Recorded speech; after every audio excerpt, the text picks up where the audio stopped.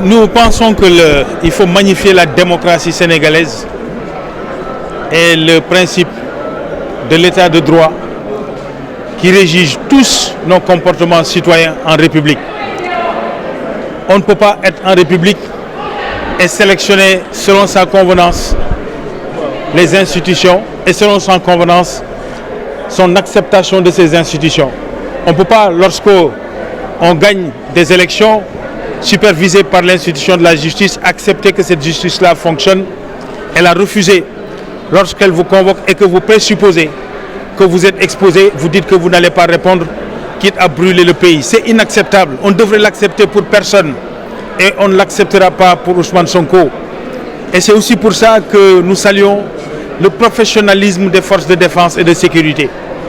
L'épreuve à eux imposée par un homme politique aux méthodes inacceptables aux forces de défense et de sécurité parce qu'il harcèle les forces de défense et de sécurité, veut leur pousser à la faute, mettre des jeunes et des hordes de jeunes dans la rue pour brûler des sites, créer du désordre dans la rue et mettre la pression sur les forces de défense et de sécurité, c'est les pousser à commettre la faute.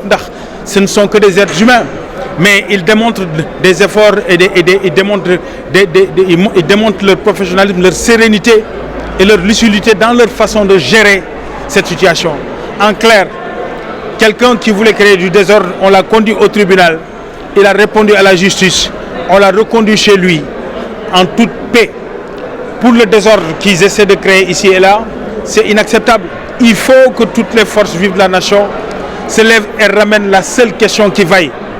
Sommes-nous en République où on respecte les institutions, ou sommes-nous dans un désordre chaotique où chacun met le droit devant sa propre porte? Qui est candidat, qui ne l'a pas? Il n'appartient pas à une personne de le décider. Il appartient à nos textes d'en décider. Il appartient à nos institutions d'en décider. Le tribunal. Mais parlons-en. Ce n'est pas une affaire qui concerne les Sénégalais. M. Sonko a affirmé urbi et orbi qu'il détient par devers lui les preuves de la culpabilité de M. Niang, M. le ministre Mame Mbaye Niang. Le tribunal l'appelle pour apporter les preuves, d'ailleurs des preuves qu'il tient par devers lui parce qu'il a déclaré publiquement tenir ces preuves-là. Mais de là à avoir des émeutes urbaines et à créer le désordre et vouloir présenter le Sénégal comme un État autoritaire, présenter le régime actuel comme un régime autoritaire qui agresse des opposants, soyons sérieux. Il faut que Ousmane Sonko et sa horde et sa clique prennent au sérieux la République sénégalaise. C'est un minimum. On peut ne pas être d'accord sur beaucoup de choses, mais la seule chose sur laquelle nous devons être d'accord, c'est le principe de l'état de droit et le principe de nos institutions. Qu'elles soient bonnes ou mauvaises, c'est les institutions que nous avons.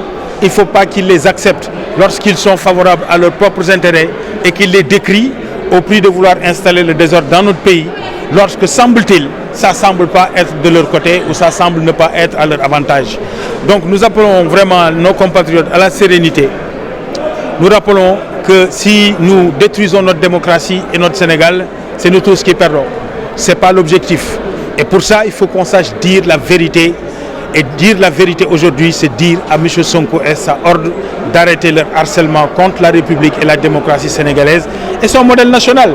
Ils attaquent toutes les institutions judiciaires, exécutives, parlementaires, n'en parlons pas, parce qu'attaquer l'institution parlementaire, c'est détruire son mobilier, empêcher l'installation de son bureau, attaquer les institutions traditionnelles, les chefs religieux. Jusqu'à quand allons-nous continuer de laisser Ousmane Sonko et sa clique continuer de faire avec cette méthode qui est aux antipodes de tout ce que nous connaissons depuis que le Sénégal est une démocratie? Nous appelons à la sérénité encore une fois.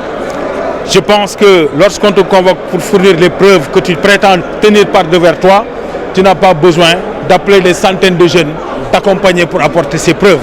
Il faut qu'on soit un peu plus sérieux.